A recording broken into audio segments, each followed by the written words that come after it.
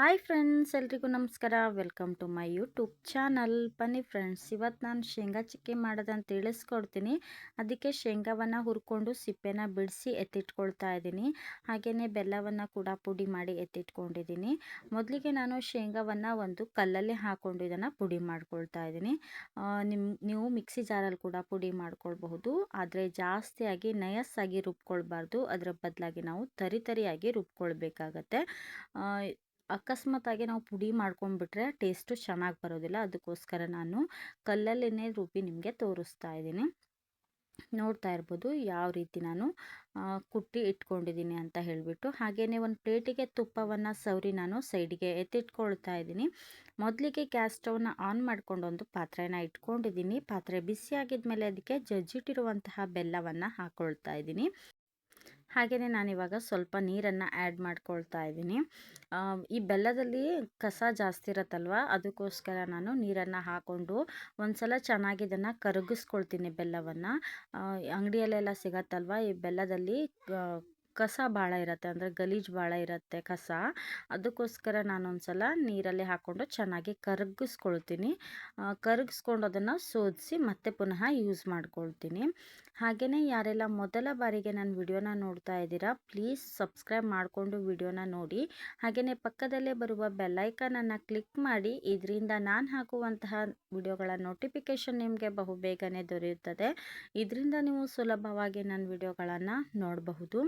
ನೋಡ್ತಾ ಇರ್ಬೋದು, ಕಸ ಎಲ್ಲ ಮೇಲ್ಗಡೆ ತೇಲ್ತಾ ಇದೆ, ಎಷ್ಟು ಕಸ ಇದೆ ಅಂತ ಹೇಳಿಬಿಟ್ಟು. ಅದಕ್ಕೋಸ್ಕರ ನಾನು ಇದನ್ನು ಚೆನ್ನಾಗಿ ಕರಗಿಸ್ಕೊಂಡು ಇವಾಗ ನಾನು ಸೋದಿಸ್ಕೊಳ್ತೀನಿ.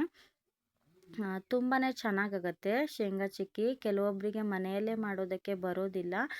ಅವರು ಏನು ಮಾಡಬೇಕಂದ್ರೆ 1 ಕಪ್ ಆಗುವಷ್ಟು ಶೇಂಗಾ ಬೀಜವನ್ನು ತೆಗೆದುಕೊಂಡ್ರೆ ನೀವು 1.5 ಕಪ್ ಆಗುವಷ್ಟು ಬೆಲ್ಲವನ್ನು ಯೂಸ್ ಮಾಡಬೇಕಾಗತ್ತೆ.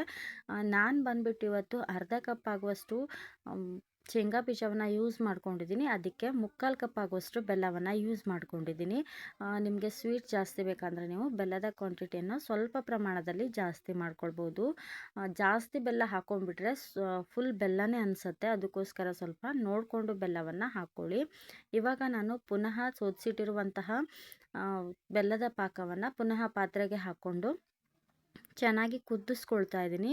ಇದು ಒಂದೆಳೆ ಪಾಕ ಬರಬೇಕು, ಅಲ್ಲಿಯವರೆಗೂ ನಾವು ಚೆನ್ನಾಗಿ ಫ್ರೈ ಮಾಡ್ಕೊಳ್ಬೇಕು, ಕುದಿಸ್ಕೊಳ್ಬೇಕಾಗತ್ತೆ.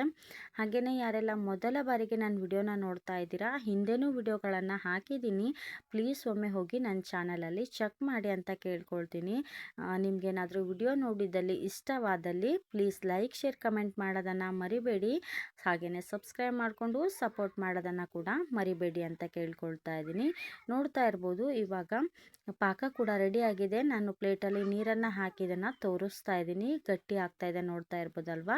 ಈ ಟೈಮಲ್ಲಿ ನಾವು ಗ್ಯಾಸ್ ಸ್ಟೋವನ್ನು ಲೋ ಫ್ಲೇಮಲ್ಲಿ ಇಟ್ಕೊಂಡು ಜಜ್ಜಿಟ್ಟಿರುವಂತಹ ಶೇಂಗಾ ಬೀಜವನ್ನು ಇದರೊಳಗೆ ಹಾಕ್ಕೊಳ್ಬೇಕಾಗತ್ತೆ. ಇದನ್ನು ನಾವು ಚೆನ್ನಾಗಿ ಮಿಕ್ಸ್ ಮಾಡ್ಕೊಳ್ಳೋಣ. ಹಾಗೆಯೇ ನಾನು ಬಂದುಬಿಟ್ಟು ಇವತ್ತು 1 ಟೇಬಲ್ ಸ್ಪೂನ್ ಆಗುವಷ್ಟು ತುಪ್ಪವನ್ನು ಹಾಕ್ಕೊಳ್ತಾ ಇದ್ದೀನಿ. ತುಪ್ಪ ಹಾಕಿರೋದ್ರಿಂದ ಬೇಗನೆ ಕಟ್ ಮಾಡಿದಾಗ ಇದು ಕಟ್ ಆಗುತ್ತೆ. ಹಾಗೆಯೇ ಗಟ್ಟಿಯಾಗಿ ಬರೋದಿಲ್ಲ, ಜಾಸ್ತಿಯಾಗಿ ಸ್ವಲ್ಪನೇ ಸಾಫ್ಟಾಗಿ ತುಂಬಾ ಚೆನ್ನಾಗಿ ಬರುತ್ತೆ ಅನ್ನೋದಕ್ಕೋಸ್ಕರ ತುಪ್ಪವನ್ನು ಹಾಕ್ಕೊಂಡು ಚೆನ್ನಾಗಿ ಮಿಕ್ಸ್ ಮಾಡ್ಕೊಳ್ತಾ ಇದ್ದೀನಿ. ನೋಡ್ತಾ ಇರ್ಬೋದು ಎಷ್ಟು ಚೆನ್ನಾಗಿ ಕಾಣಿಸ್ತಾ ಇದೆ ಅಂತ ಹೇಳಿಬಿಟ್ಟು. ಪ್ಲೀಸ್ ಎಲ್ಲರೂ ಕೂಡ ಒಮ್ಮೆ ಟ್ರೈ ಮಾಡಿ ಮನೆಯಲ್ಲಿ. ನಿಮಗೂ ಕೂಡ ವಿಡಿಯೋ ಇಷ್ಟ ಆಗುತ್ತೆ, ಹಾಗೆಯೇ ರೆಸಿಪಿ ಕೂಡ ಇಷ್ಟ ಆಗುತ್ತೆ ಅಂತ ಹೇಳ್ತೀನಿ. ಮಕ್ಕಳು ಕೂಡ ಇಷ್ಟಪಟ್ಟು ತಿಂತಾರೆ. ಮನೆಯಲ್ಲಿ ಮಾಡಿ ಒಮ್ಮೆ ಟ್ರೈ ಮಾಡಿ. ಹೊರಗಡೆ ಎಲ್ಲ ನಾವು ತಿಂತೀವಲ್ವ, ಬೇಕ್ರಿಯಲ್ಲೆಲ್ಲ ಅಷ್ಟು ಚೆನ್ನಾಗಿರೋದಿಲ್ಲ, ಕೆಲವೊಮ್ಮೆ ಹಾಳಾಗಿರುತ್ತೆ. ಈ ರೀತಿ ನಾವು ಮನೆಯಲ್ಲೇ ಮಾಡ್ಕೊಳ್ಳೋದ್ರಿಂದ ಹೆಲ್ದಿ ಕೂಡ, ಮಕ್ಕಳು ಕೂಡ ಇಷ್ಟಪಟ್ಟು ತಿಂತಾರೆ ಅನ್ನೋದಕ್ಕೋಸ್ಕರ ಈ ರೀತಿಯಾಗಿ ಇದು ತಳ ಬಿಡ್ತಾ ಇರುವಾಗ ನಾನು ಒಂದು ಪ್ಲೇಟಿಗೆ ಹಾಕ್ಕೊಳ್ತಾ ಇದ್ದೀನಿ. ಮೊದಲಿಗೆ ತುಪ್ಪವನ್ನು ಹಚ್ಚಿ ಎತ್ತಿಟ್ಕೊಂಡಿದ್ದೆಲ್ಲ ಆ ಪ್ಲೇಟಿಗೆ ಹಾಕ್ಕೊಳ್ತಾ ಇದ್ದೀನಿ. ಹಾಕ್ಕೊಂಡು ಒಂದು ಸಲ ಚೆನ್ನಾಗಿ ಟ್ಯಾಪ್ ಮಾಡಬೇಕಾಗತ್ತೆ. ಈ ರೀತಿಯಾಗಿ ಇದು ಸೆಟ್ ಆಗುತ್ತೆ. ಸ್ವಲ್ಪನೇ ಉಗುರು ಬೆಚ್ಚಗಿರುವಾಗ ನಾವು ಸ್ವಲ್ಪನೇ ಬಿಸಿ ಇರುವಾಗಲೇ ನಾವು ಇದನ್ನು ಕಟ್ ಮಾಡ್ಕೊಂಡು ಬಿಡಬೇಕಾಗತ್ತೆ. ಗಟ್ಟಿ ಆದರೆ ಇದು ಕಟ್ ಮಾಡೋದಕ್ಕೆ ಬರೋದಿಲ್ಲ, ಒಡೆದೋಗ್ಬಿಡತ್ತೆ. ಅದಕ್ಕೋಸ್ಕರ ನಾವು ಬಿಸಿ ಇರುವಾಗಲೇ ಈ ರೀತಿಯಾಗಿ ಕಟ್ ಮಾಡಿ ಇಟ್ಕೊಳ್ಬೇಕು.